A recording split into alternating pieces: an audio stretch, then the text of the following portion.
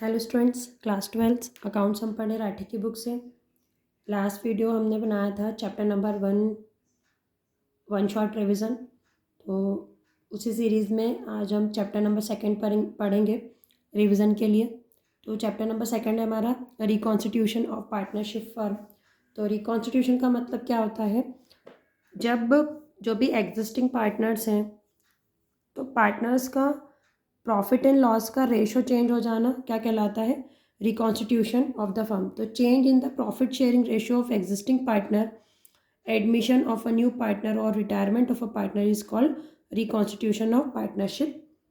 ठीक है,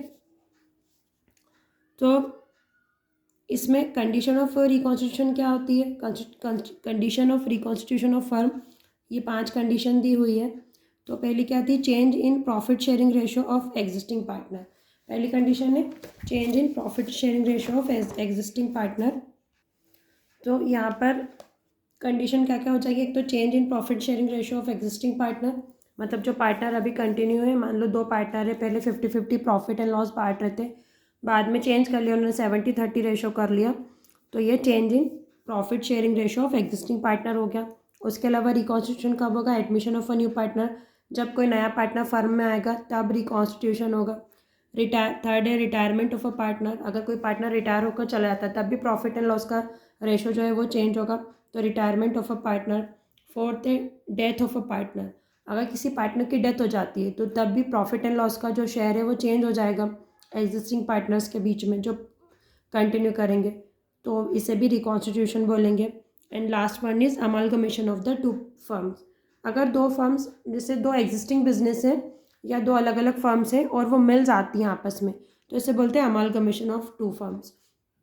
तो अगर फर्म्स के बीच में अमालगमेशन होता है तो भी ये रिकॉन्स्टिट्यूशन माना जाएगा। ठीक है, तो ये कंडीशन हो गई, रीज़न हो गए। अब इसके अंदर जब रिकॉन्स्टिट्यूशन होता है फर्म का, ठीक है, तब क्या होता है? तब किसी पार्टनर को गेन होगा और कोई पार्टनर सेक्रीफाइस करेगा। ठीक है, तो यहाँ पर 2 इंपॉर्टेंट टॉपिक आते हैं, गेनिंग रेशो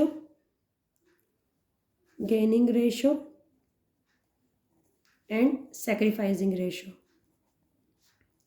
बहुत इंपॉर्टेंट है, एग्जाम में बार बार पूछे जाते हैं gaining ratio and sacrificing ratio. ठीक है, तो गेनिंग रेशो क्या होता है? जब किसी पार्टनर का न्यू रेशो ज़्यादा हो और ओल्ड रेशो कम हो तो वो गेनिंग रेशो कहलाता है, ओल्ड रेशो। ठीक है, मतलब न्यू में से अगर ओल्ड रेशो का माइनस कर पा रहे हैं तो न्यू ज़्यादा है, मतलब उसको पहले कम मिल रहा था अब ज़्यादा मिल रहा, तो वो गेन करेगा। और सेक्रीफाइसिंग रेशो क्या होगा कि ओल्ड रेशो में से न्यू रेशो को माइनस कर पा रहे हैं। ठीक है, मतलब ओल्ड रेशो ज़्यादा है, न्यू रेशो कम है, तो ये क्या हो जाएगा? सेक्रीफाइस हो जाएगा, सेक्रीफाइसिंग रेशो। ठीक है, तो ये बहुत इंपॉर्टेंट है, बार बार एग्जाम में पूछा जाता है, आप इसको अच्छे से प्रिपेयर करिएगा, फॉर्मूला याद रखिएगा। अगर क्वेश्चन में आपको सेक्रीफाइसिंग रेशो निकालने के लिए कहा जाए तो आप सेक्रीफाइसिंग का भी फॉर्मूला लगाइएगा। तो हो सकता है किसी पार्टनर आप सेक्रीफाइसिंग का फॉर्मूला लगाएंगे तो किसी पार्टनर को गेन हो रहा हो या सेक्रीफाइस हो रहा हो, तो देखिए याद रखिएगा, अगर आपने सेक्रीफाइसिंग का फॉर्मूला लगाया है और उनका कैलकुलेशन के बाद जो आंसर आपका जो फाइनल रिजल्ट आ रहा है वो माइनस में, इसका मतलब उस पार्टनर को गेन हुआ है। ठीक है, फिर से रिपीट कर रहे हैं, अगर आपने सेक्रीफाइसिंग का फॉर्मूला लगाया है, सेक्रीफाइसिंग रेशो का मतलब ओल्ड माइनस न्यू रेशो का फॉर्मूला लगाया है और उसका जो रिजल्ट है, जो आंसर है वो माइनस में आ रहा है, इसका मतलब ये है कि उस पार्टनर को गेन हुआ है। ठीक है, या इसके अपोजिट अगर आपने गेनिंग रेशो का फॉर्मूला लगाया है और आपका आंसर माइनस में आ रहा है, इसका मतलब वो पार्टनर सेक्रीफाइस कर रहा है। ठीक है, तो याद रखिएगा, इन दोनों में डिफरेंस भी आप अच्छे से याद कर लीजिएगा, दोनों में डिफरेंस क्या होता है पूछा जाता है एग्जाम में। और इसके बाद में इसके अंदर एक और चीज़ आती है कि जैसे जनरल रिजर्व होते हैं ना, जनरल रिजर्व और या फिर अनडिस्ट्रीब्यूटेड प्रॉफिट रहते हैं ना, अनडिस्ट्रीब्यूटेड प्रॉफिट। ठीक है, तो इसको 2 तरीके से सॉल्व किया जाता है, क्वेश्चन में दिया हुआ था कि देखें, अगर पार्टनर जनरल रिजर्व या अनडिस्ट्रीब्यूटेड प्रॉफिट के अकाउंट को क्लोज करना चाहे तो आपको कुछ नहीं करना होगा, ये भी जो भी इनके नंबर दिए हों, मतलब जो भी अमाउंट दिया हो जनरल रिजर्व का या अनडिस्ट्रीब्यूटेड प्रॉफिट का, उसको पार्टनर्स के ऑल रेशो में बांट देना है।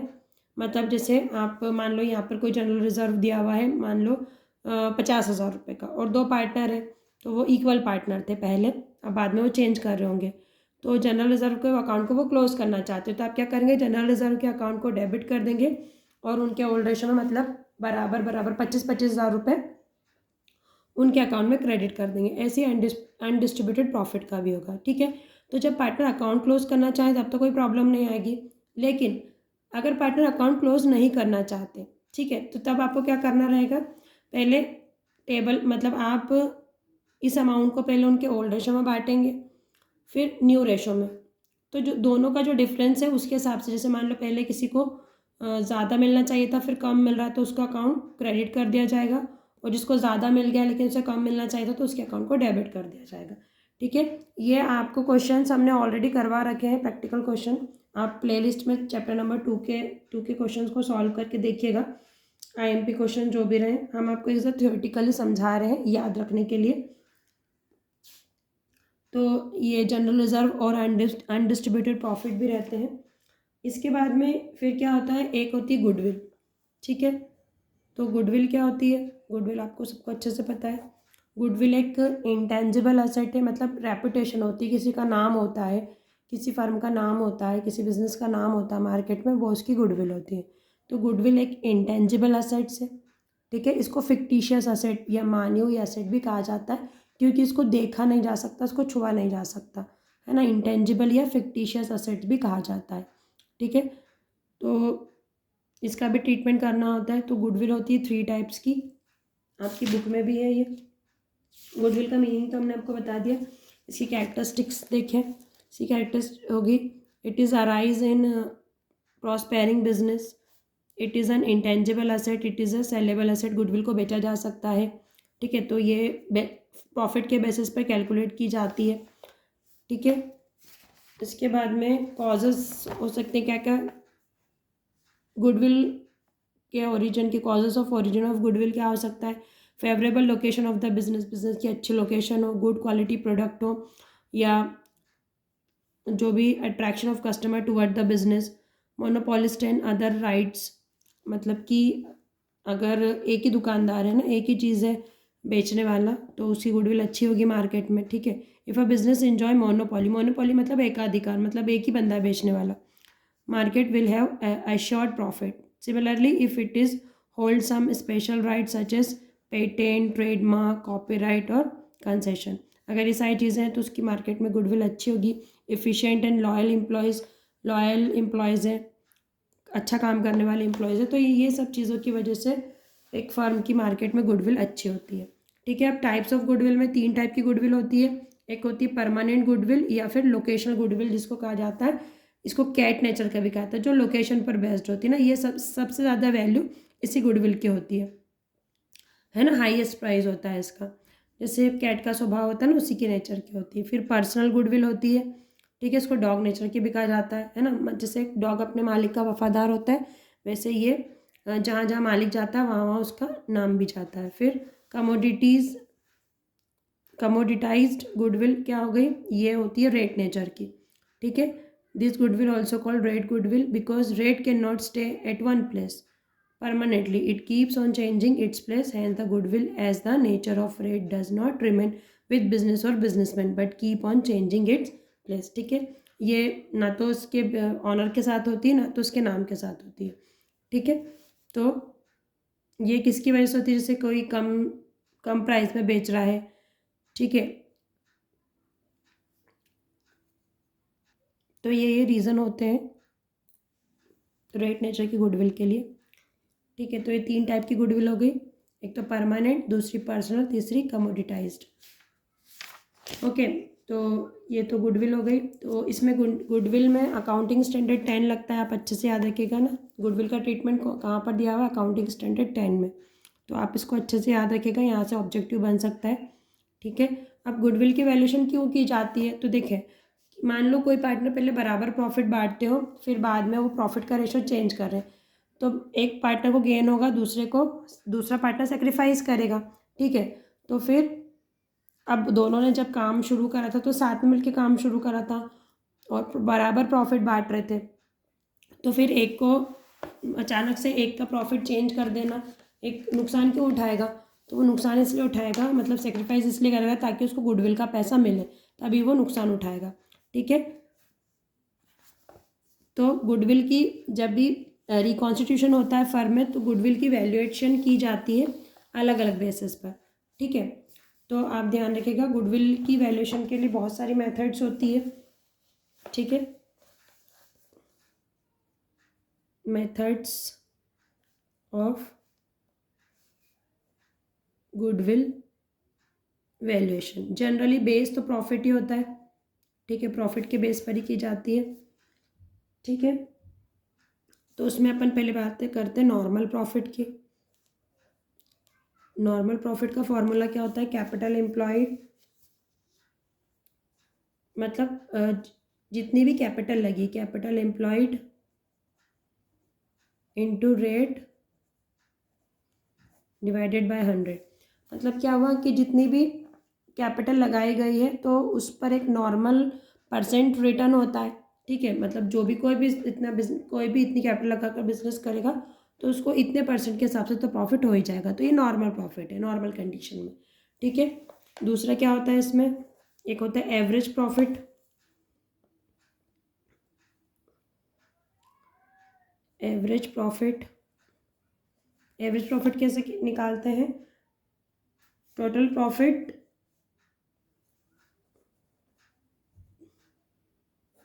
सम of total profit of previous certain years. पिछले कुछ सालों में जो पर्टिकुलर प्रॉफिट हुआ है वो इन सबको सम कर देंगे, डिवाइड कर देंगे नंबर ऑफ ईयर्स से।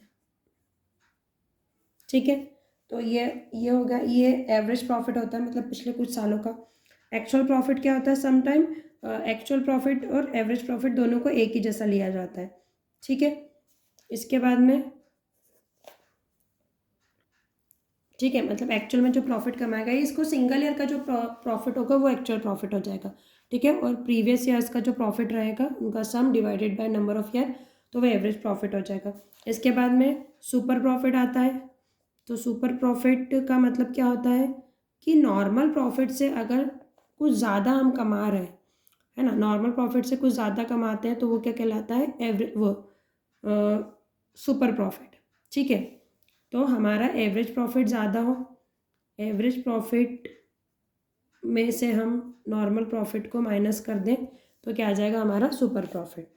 ठीक है, तो ये चीज़ें होती हैं। ठीक है, अब ये टर्मिनोलॉजी आपने समझ ली। अब इसकी मेथड्स को देखते हैं कौन कौन सी मेथड होती है। अच्छा, इसके अंदर है ना एक और टर्म होती है परचेस ईयर। परचेस ईयर, ठीक है, तो परचेस ईयर को भी आप समझ लीजिए। परचेस ईयर होता क्या है? परचेस ईयर का मतलब ये होता है, जैसे मान लो जब हम गुडविल को परचेस करते हैं, ठीक है, तो ये होता है ना कि किसी चीज़ का भी नाम ऐसा तो नहीं कि 100 सालों तक रहेगा या हज़ारों साल तक रहेगा, कभी नहीं ख़त्म होगा। तो गुडविल भी ऐसी होती है कि कुछ सालों तक बेनिफिट देती है। ठीक है, बाद में हो सकता है कि उससे बेटर कोई चीज़ आ जाए मार्केट में तो गुडविल ख़त्म हो गई, है ना, उसका प्राइस उतना नहीं मिल पाएगा। तो एक एजम्पशन होता है कि अगर हम अभी गुडविल की वैल्यूएशन कर रहे हैं तो ये अभी जो सिनेरियो है इसके हिसाब से आने वाले कितने सालों तक हमको बेनिफिट इसका मिल सकता है। तो वो एजम्पशन होता है, वो 2 ईयर्स हो सकता है, 3 ईयर्स हो सकता है, 5 ईयर्स, 10 ईयर्स, 15 ईयर्स, कितना भी हो सकता है, वो एजम्पशन के बेसिस पर होता है। तो इसको बोलते हैं परचेस ईयर। ठीक है, जितना अंदाज़ा लगाया जाता है कि आने वाले कितने सालों तक ये हमको बेनिफिट दे सकती है। ठीक है, तो ये परचेस ईयर होता है। ओके, तो अब अलग अलग मेथड्स होती है, जैसे average profit method. Average profit method, इसमें क्या किया जाता है? एवरेज प्रॉफिट निकालकर, एवरेज प्रॉफिट मेथड में goodwill is equal to average profit into number of purchase year. ठीक है, जितना भी हमारे पास एवरेज प्रॉफिट है उसको जितने भी हमें क्वेश्चन के अंदर नंबर ऑफ परचेस ईयर दिए हुए हैं उसे मल्टीप्लाई कर देंगे तो गुडविल आ जाएगी। दूसरी होती है super profit method. Super profit method, इसके अंदर क्या करेंगे, इसके अंदर गुडविल कैसे निकलती है, इसमें गुडविल को, इसमें जो सुपर प्रॉफिट हम निकालते हैं, सुपर प्रॉफिट का फॉर्मूला पहले ही बता दिया हमने, सुपर प्रॉफिट को मल्टीप्लाई करते हैं number of purchase year. Number of purchase year आपको क्वेश्चन में दिए हुए होंगे। फिर आती है अपनी कैपिटलाइजेशन मेथड। कैपिटलाइजेशन मेथड, इसके अंदर क्या करते हैं, जो सुपर प्रॉफिट होता है ना, सुपर प्रॉफिट को कैपिटलाइज किया जाता है 100 अपॉन रेट से। ये रेट कौन सी है, नॉर्मल प्रॉफिट रेट। ठीक है, क्वेश्चन में हमें नॉर्मल प्रॉफिट की रेट दी हुई होगी, तो जैसे हम सुपर प्रॉफिट निकाल लेंगे तो रेट नीचे आ जाएगी और 100 डिवाइडेड बाय रेट कर देंगे। ठीक है, इंटू 100 डिवाइडेड बाय रेट, तो ये कैपिटलाइजेशन हो जाएगा गुडविल का। ठीक है, तो ये 3 मेन फॉर्मूले हैं। इसके अलावा एक वेटेज एवरेज मेथड होती है और एन्युटी मेथड होती है।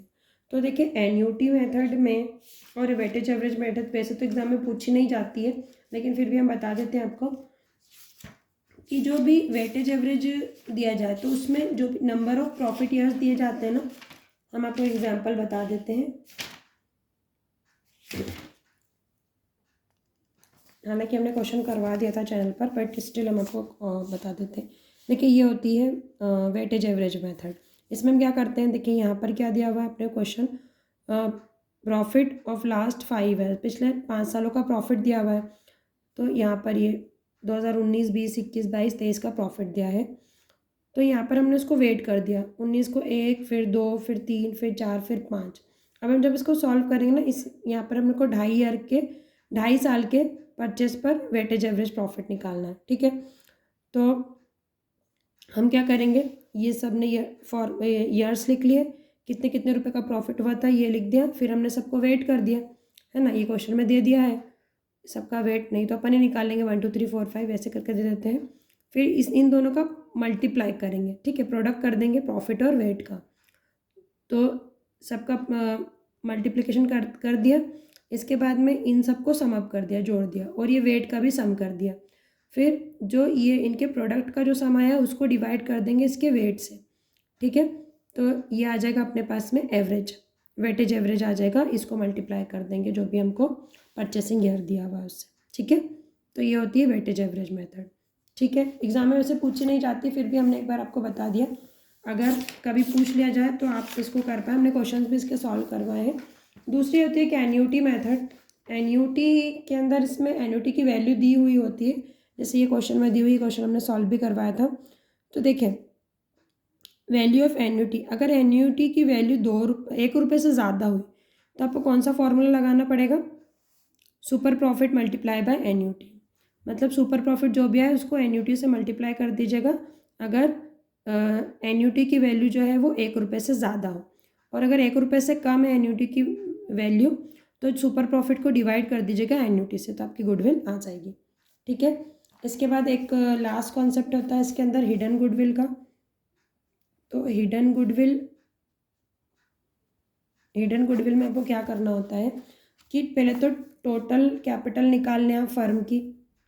ठीक है, टोटल कैपिटल निकाल लें, टोटल कैपिटल निकालने के बाद में उसको एक साइड रख दें। ठीक है, इसके बाद इसमें जो नया पार्टनर अगर आ रहा है और वो कुछ कैपिटल का पैसा लेकर आया है तो वो भी इसमें प्लस कर देंगे। ठीक है, तो पूरी फर्म की टोटल कैपिटल निकाल लेंगे। उसके बाद में जो नया पार्टनर जितने रेशो के लिए आ रहा है और जितने रुपए लेकर आ रहा है उसको कैपिटलाइज कर देंगे। मान लो नया पार्टनर 5,000 रुपये लेकर आ रहा है कैपिटल के 1/5 शेयर के लिए, तो वैल्यूएशन कैसे करेंगे, इसको रेसिप्रोक कर देंगे, 5,000 मल्टीप्लाई बाय 5/1, ये कैपिटलाइज कर दिया।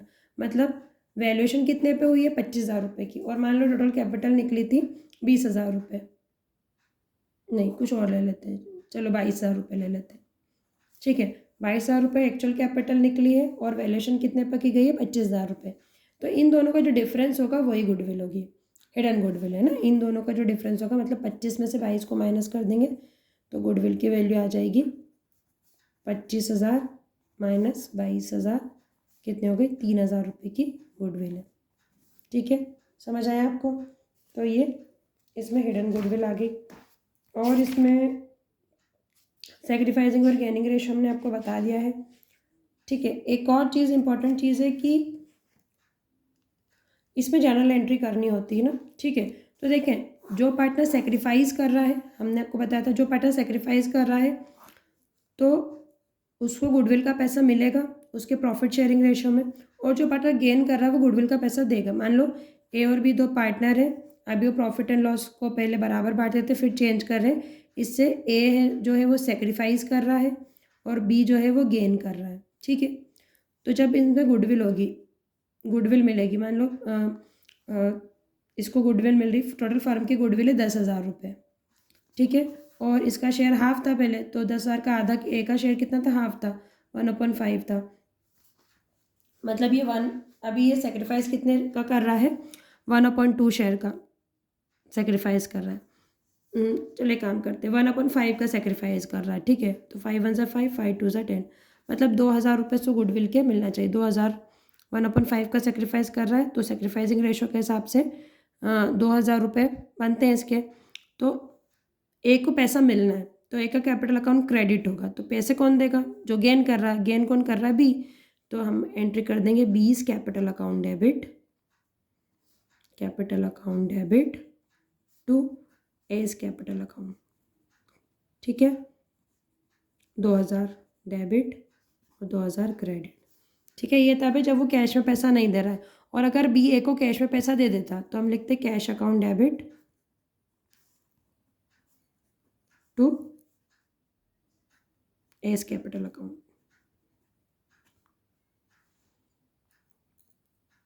ठीक है,